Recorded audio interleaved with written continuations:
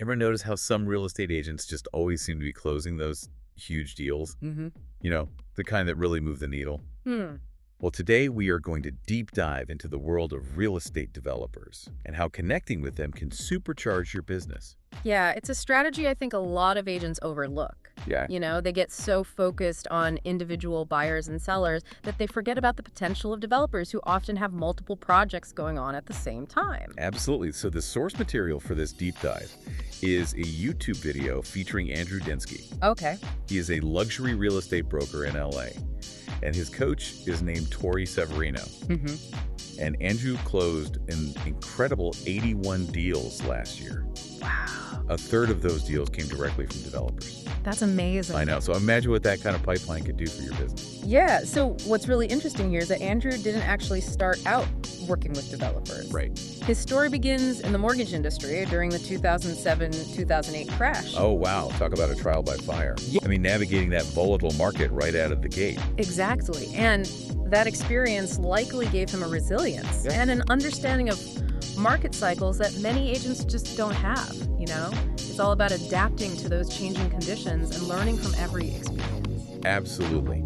So he went from mortgages to flipping 70 homes. Wow. With a partner. And get this, he was financing deals with high-interest loans and credit cards. Oh my God. At 26 years old. That's a bold move. Pretty bold, right? Yeah. So it really highlights the importance of calculated risks, especially early in your career, and the power of finding the right partners. Yes, you can leverage each other's strengths and kind of share that burden of risk. Yeah. What about you? What kind of risks did you take when you were starting out? Well, I didn't do anything quite that daring like financing deals with credit cards, but I do remember taking a chance on a property in a then up-and-coming neighborhood that most people were skeptical about. Right. And it turned out to be a great investment, but it definitely required a leap of faith. Exactly. Sometimes you just got to trust your instincts and be willing to step outside that comfort zone. Yeah. So it seems that, you know, Andrew's experience flipping these homes gave him the confidence and the expertise to start working with developers. Right. And he closed 30 deals with developers in 2024 alone.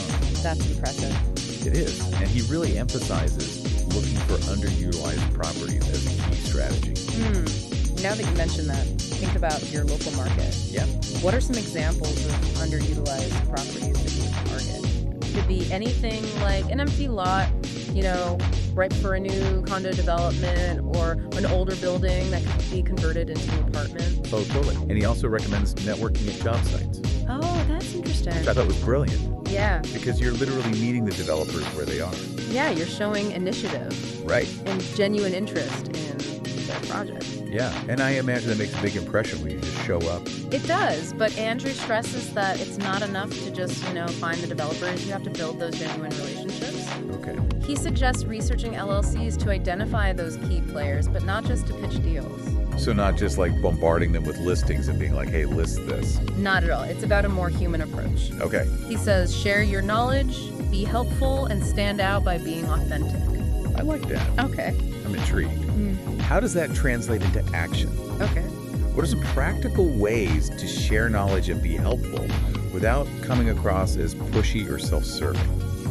I would say think about the challenges that developers face. Okay. You know, they need to stay informed about market trends, zoning regulations, potential roadblocks. Right. You can offer valuable insights by just sharing your expertise in these areas. That makes a lot of sense. Yeah. So instead of approaching them with a what can you do for me attitude, Right.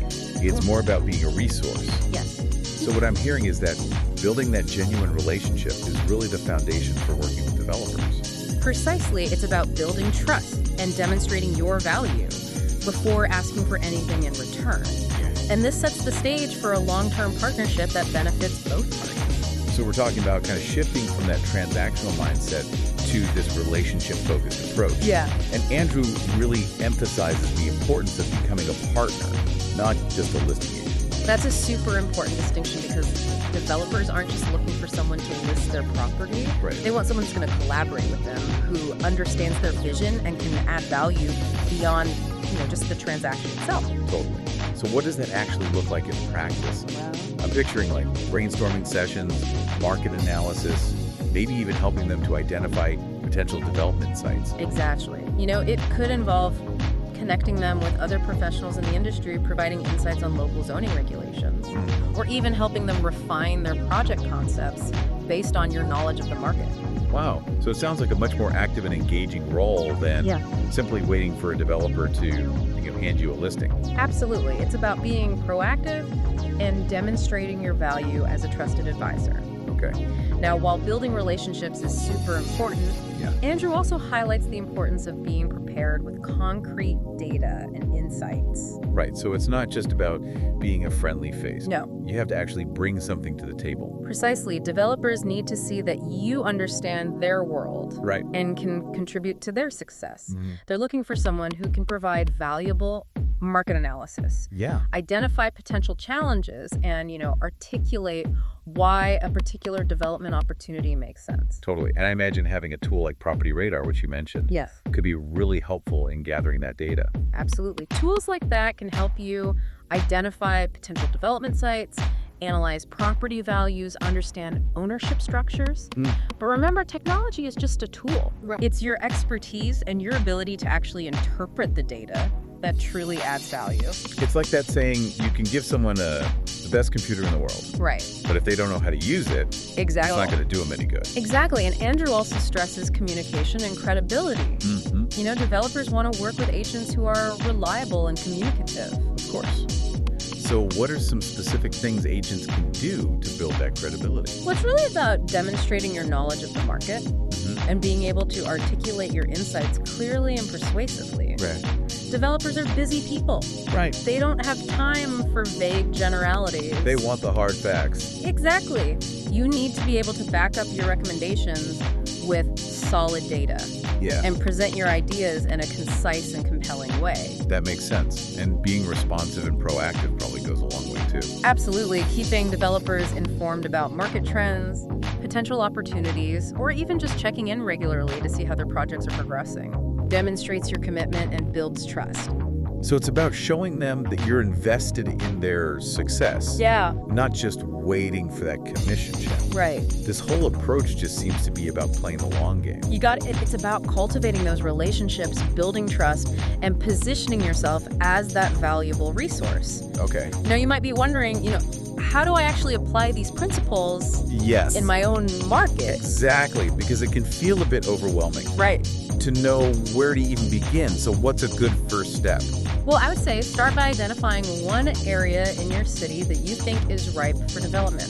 Okay. It could be a neighborhood that's undergoing revitalization or an area with a lot of underutilized properties. So I'm putting on my detective hat. Yes. Scouting out potential development hotspots. Exactly. Drive around, look for signs of construction, pay attention to any news or announcements about upcoming projects. Okay. That firsthand observation will give you valuable context. Okay, so once I've identified, a promising area, what's next? Okay. Do I just start knocking on developers' doors? Not quite. You need to do a little research first. Okay. Remember those LLCs that Andrew mentioned? Yes. You can use public records to actually find out who owns the properties in the area you're targeting. Okay. That will often lead you to the developers behind the projects. Ah, so that's how we connect the dots. Exactly. And start building our list of potential partners. Yes. Okay, I'm already feeling more strategic about this. That's the spirit. It's about combining those on-the-ground observations with some targeted research to identify the key players in your market. Awesome. Okay, so once we've identified those key players, how do we actually approach them? And remember, we're trying to build genuine relationships here. Right. Not just pitch listings. This is where your research becomes really crucial. Okay. Instead of leading with a sales pitch, start by demonstrating your knowledge of their work and your understanding of the local market. Okay. Maybe you've noticed a trend that they're tapping into, or you have some insights about a particular project they're working on. So it's about showing them that I'm paying attention. Yes. And that I have something valuable to offer. Exactly. Yeah, I can see how that would make a much stronger first impression than just a generic, hey, I can sell your property pitch. Absolutely. And remember, the goal is to establish yourself as a resource, not just a salesperson. Okay. Ask questions.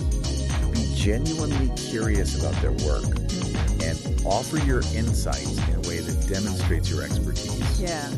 This approach is much more likely to lead to a meaningful conversation and the foundation for a lasting relationship.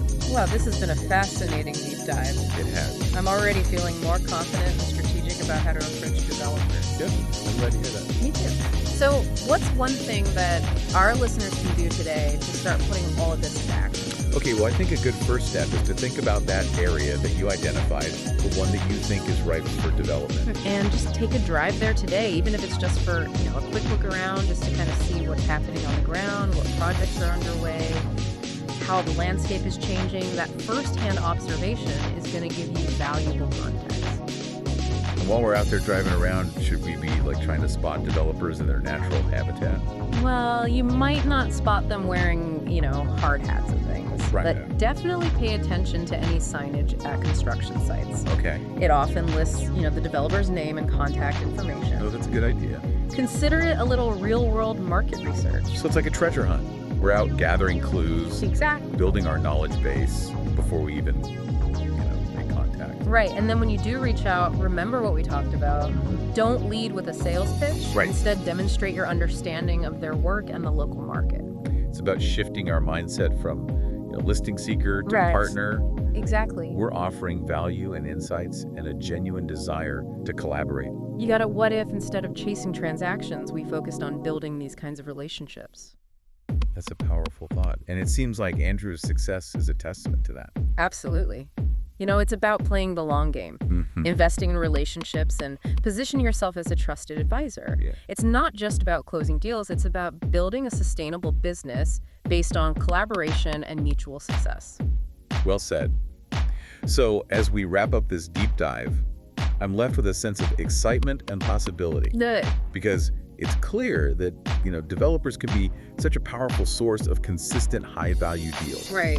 But it's about approaching those relationships strategically and authentically. Absolutely. Remember, you bring a unique set of skills and insights to the table. Yes. By combining, your market expertise with a genuine desire to partner with developers, you can unlock a whole new level of success in real estate. It's time to go build those relationships and watch our businesses soar. I love it.